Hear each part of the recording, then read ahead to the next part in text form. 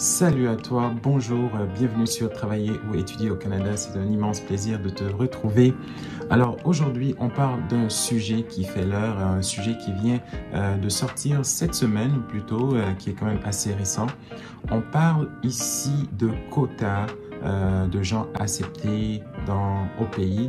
On parle ici de la volonté, en fait, de la nécessité du gouvernement de diminuer de façon assez considérable le nombre de personnes acceptées à l'immigration. On parle de travailleurs étrangers, mais on parle aussi d'étudiants internationaux.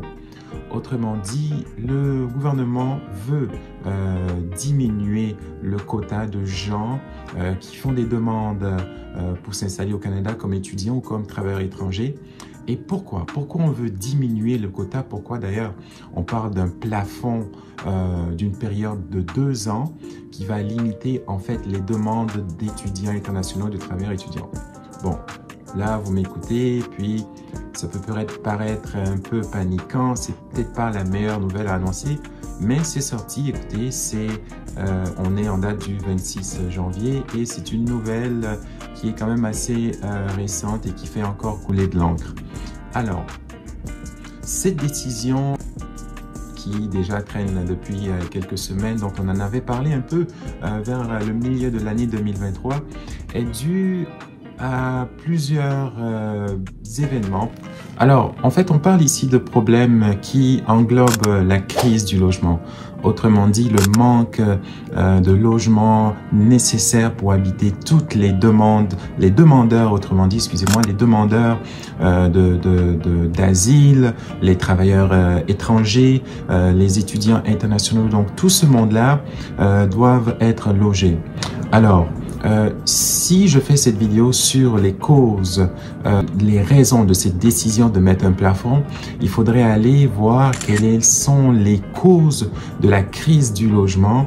Et entre vous et moi, vous qui écoutez le public de Travailler ou étudier au Canada, que vous soyez ici ou à l'extérieur, c'est pas vraiment des raisons, des causes qui vous intéressent. Vous voulez pas un peu savoir pourquoi il y a une crise du logement et vous voulez savoir comment vous positionner par rapport à l'immigration au Canada. Et c'est pour ça qu'on fait cette chaîne, en fait, pour vous donner des outils, des voies et moyens sur comment immigrer au Canada. Alors, ce que j'ai à vous proposer, c'est de vous donner quelques outils pour comment agir par rapport à cette situation. On parle d'arrêt de quotas, mais ça ne veut pas dire que le Canada ne va plus accepter de gens. Ça ne veut pas dire qu'il y aura un arrêt drastique, mais comment on réagit par rapport à des prix de l'immobilier qui grimpent, par rapport à des loyers très chers, comment on réagit par rapport à une décision comme quoi le ministre vient de dire un plafond temporaire de 2 ans. C'est là-dessus qu'on va traiter cette vidéo et je vous retrouve dans quelques instants. On parle de crise du logement, on parle de diminuer le quota d'acceptation d'étudiants étrangers, de travailleurs étrangers, parce qu'il y a trop de demandes. Donc apparemment, ce genre de vidéos ou les autres vidéos que vous écoutez sur YouTube, les influences que vous avez, vous êtes nombreux à manifester de l'intérêt pour le Canada. Mais la bonne nouvelle, c'est que on a besoin de gens au Canada, on a besoin de travailleurs. J'aime souvent dire, en fait, la réalité, c'est qu'on est une 60aine de millions versus 300 millions de l'autre côté aux États-Unis.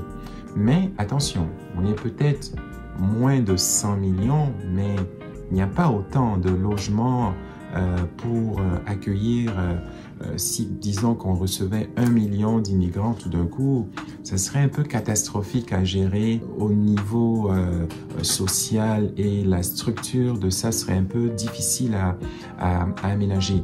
Bon, c'est pour ça que le gouvernement prend une pause, se dit les universités reçoivent beaucoup de demandes, les demandes sont acceptées, mais il faut que ces universités-là s'acceptent, en fait, soient conscientes qu'ils peuvent au même moment garantir un logement pour tous les demandeurs de travailleurs étudiants et que même les employeurs qui engagent des gens à l'international puisse garantir qu'une fois que vous venez ici, ou si vous êtes déjà ici, qu'on puisse vous trouver un logement où habiter. Le but de cette vidéo, comme je l'ai mentionné, c'était de vraiment vous donner des outils pour pouvoir réagir par rapport à cette situation de hausse du prix de l'immobilier. Premier conseil que je vais vous donner, c'est ne vous découragez pas et n'arrêtez pas de faire vos demandes d'immigration et de baisse de quotas.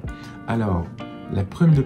parce qu'une fois que tout va rentrer dans l'ordre, c'est ceux qui ont été les premiers à faire les demandes qui vont passer de l'avant. Donc, il ne faut pas que ça ralentisse un peu vos demandes et pour quelconque raison. Deuxième conseil que j'aimerais bien vous partager, c'est de faire attention à l'emplacement. Donc, qu'est-ce que je veux dire par faire attention à l'emplacement? C'est de vraiment choisir l'emplacement où vous devez habiter. Alors, quand on compare les villes, ok, à travers le Québec, si on prend un exemple, le Québec, vous avez des villes qui sont beaucoup plus abordables que d'autres. Si vous avez, vous comparez une ville comme la rive sud versus le centre de Montréal, vous verrez qu'il y a une légère différence au niveau du prix de l'immobilier. Okay? Vous comparez une ville comme les cantons de l'Est et vous allez un peu plus dans le sud de Montréal, il y a aussi une différence. Donc, vous qui appliquez, qui voulez vous trouver un emploi, un travail, un logement, c'est important d'analyser ou de poser des questions par rapport à quelle ville serait la plus intéressante, quelle ville, tout simplement, dans quelle ville le prix de l'immobilier est le moins cher, est le plus abordable. Et aussi, il faut regarder d'autres petits aspects comme l'âge médian de la ville. Okay? Vous ne voulez pas nécessairement aller habiter dans une ville où la moyenne d'âge est de, si vous êtes dans la vingtaine, vous ne voulez pas aller habiter dans une ville où la moyenne d'âge est de 55 ans. Bon, ça risque d'être un peu ennuyeux pour vous. Bref, il faut aller dans des environnements stimulants qui vous ressemblent. Vous pouvez aller dans des régions, si vous êtes quelqu'un de calme, vous cherchez une certaine tranquillité. Les régions, d'ailleurs, c'est de très endroits. Les régions se trouvent à être des endroits conseillés où vous pourriez parfois avoir même beaucoup d'accompagnement parce qu'on cherche à faire grandir la population, on cherche à stimuler l'économie. Alors là, je fais référence à des régions, entre autres, comme Rimouski ou le Saguenay-Lac-Saint-Jean, entre autres. Là, uniquement en parlant du Québec. Donc, il faut noter aussi qu'il y a d'autres villes au Canada qui ont peut-être, sûrement d'ailleurs, la même situation, donc le même schéma. J'ai fait une vidéo récente sur les avantages d'immigrer en Colombie-Britannique. Je pense que ça pourrait être intéressant pour toi, juste pour te donner quelques idées si tu ne l'as pas déjà visionné. Deuxième point, après avoir bien fait le calcul sur l'emplacement, qu'est-ce qu'on regarde? Moi, j'aimerais vous conseiller sur ce deuxième point qui s'en vient, c'est-à-dire penser à vous mettre à deux ou si vous êtes en famille. Donc, je m'adresse principalement là aux familles. Si vous venez en famille, c'est ce qui est très bien. C'est peut-être d'une certaine façon que vous avez deux salaires. Donc, si vous avez deux salaires, ça ne veut pas dire que vous pouvez prendre un logement nécessairement plus grand, mais contentez-vous avec quelque chose de petit et cherchez au fur et à mesure qu'est-ce qui peut être avantageux pour vous. Okay? N'allez pas nécessairement habiter à Montréal. Montréal, ça devient une métropole. Montréal devient une métropole qui est très sollicitée. Il y a énormément de gens, mais si vous sortez un petit peu, vous vous éloignez ne serait-ce qu'à 30 minutes du centre-ville de Montréal. Bon, encore là, ça reste relativement proche, mais si on part de 45 à 1 heure, là, il y a peut-être un petit sacrifice à faire, mais vous verrez que ça va avoir, vous aurez plus d'argent dans vos poches à la fin du mois. Donc, c'est en couple, les petites familles, c'est important de regarder comment à deux, si vous avez deux salaires, c'est encore mieux. Si c'est juste une personne, ben, vous revenez à la première suggestion que je vous ai présentée. Il faut penser à, bon, dans quelle région serait la plus avantageuse? Quelle région offre des loyers abordables avec un niveau de vie abordable? Puis, c'est très important de se poser ce genre de questions. Souvent, on n'y pense pas nécessairement, mais c'est des choix qui vont être déterminants. Vous dépensez beaucoup plus quand vous habitez dans la région métropolitaine de Montréal. C'est un peu normal, vous avez beaucoup d'incitatifs. Tandis que quand vous êtes dans une petite ville, où est-ce qu'il y a un petit peu moins de choses à faire, mais tout est très important d'avoir son plan de match. Pourquoi vous voulez habiter en région? C'est pas pour éviter de payer des sommes astronomiques. Vous avez un but précis, à long terme, vous voulez pouvoir sortir de cette situation et avoir une maison, avoir un plus gros logement, bien sûr, pourquoi pas. Le troisième conseil que j'aimerais vous présenter, c'est de bien négocier votre salaire. Okay? Donc, c'est très important. Donc, parfois, on n'y pense pas. On pense que, surtout quand on est issu de l'immigration, on a un travail, on est heureux. Mais vous savez que vous pouvez négocier votre salaire. Au moins, essayez de le faire. Okay? Parce que l'employeur, vous voulez un travail, mais l'employeur aussi a besoin de vous. Okay? Donc, c'est gagnant-gagnant. Bien sûr, il va vous payer, ou elle, l'entreprise vous paye, mais si elle vous approche, si elle reconnaît vos compétences, eh bien c'est parce que elle a besoin de vous, de vos compétences, de votre savoir-faire. Donc, pourquoi ne pas vous valoriser en négociant votre salaire? Moi, j'ai toujours négocié mes salaires et une fois que j'ai passé quelques années dans la même entreprise, j'essaye toujours de demander une augmentation.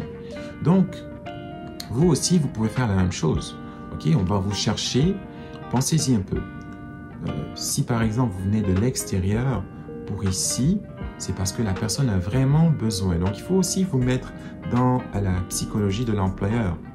Si c'était aussi facile pour lui, il aurait trouvé quelqu'un à côté très rapidement. Mais s'il se déplace, c'est parce que il y a une certaine demande. Donc, voilà, négociez votre salaire. Et voilà, c'était ces quelques conseils que j'avais à vous donner par rapport à la crise du logement et par rapport au quota annoncé cette semaine qui sera éventuellement ralenti, le quota serait diminué, donc la demande pour les étudiants internationaux et les travailleurs étudiants. Mais c'est ça, j'aimerais vous dire de ne pas vous décourager, de continuer à appliquer en suivant les consignes que je vous ai données ici. Vous devriez être en mesure de bien vous positionner, surtout si vous cherchez des logements abordables en fonction des régions. Il y a des régions au Québec et au Canada qui veulent des immigrants et qui n'ont pas nécessairement, qui ont de l'espace, mais qui n'ont pas peut-être les moyens de faire la promotion pour attirer plus de monde. Et ça trouve que le gouvernement fait cette annonce-là. Donc, techniquement, ça ne les arrange pas vraiment. Donc, si vous faites assez de recherches sur les régions abordables, si vous êtes une petite famille, il faut aussi que ça aille dans vos besoins de famille. Hein. Vous ne voulez pas, par exemple, élever vos enfants dans des environnements moins stimulants ou trop reculés. Bon, encore là, si c'est reculé, ce n'est pas nécessairement un danger parce qu'on est dans un pays assez développé, d'où l'important même d'avoir de l'espace pour faire grandir vos enfants. Donc, ça, je pense que ça peut être un avantage. Mais ce que j'essaie de dire ici, c'est que vous voulez un environnement adéquat en fonction de ce que vous voulez pour vos enfants, votre petite famille. C'est important de faire des recherches. Et vu les grands espaces que nous avons, il y a beaucoup d'options. Donc voilà, c'est tout ce que j'avais à vous partager aujourd'hui. Je vous encourage à vous abonner. Puis on se dit à très bientôt pour une autre vidéo. Ciao, ciao.